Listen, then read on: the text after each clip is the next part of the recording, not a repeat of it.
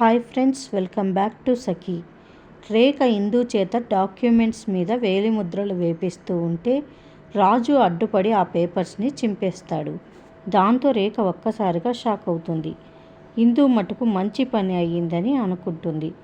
ఇక నుంచి మీరు ఏ డీల్ చేయాలన్నా ముందు నా పర్మిషన్ తీసుకోవాలి అని చెప్పి రాజు ఇందు దగ్గరికి వచ్చి ఇందు భుజం మీద చెయ్యి వేస్తాడు. ఇందు ఇబ్బందిగా ఫీల్ అవుతుంది రాజు అలా భుజం మీద చెయ్యి వేయగానే. ఇంకా రాజు ఇందు భుజం మీద చెయ్యి వేసి ఇందుకి నేనున్నాను, తనకి ప్రతిక్షణం సపోర్ట్గా ఉండి కంపెనీని ముందుకు తీసుకెళ్తాను అని చెప్తాడు రాజు. అందరూ కూడా షాక్ అయి ఆశ్చర్యంగా చూస్తారు.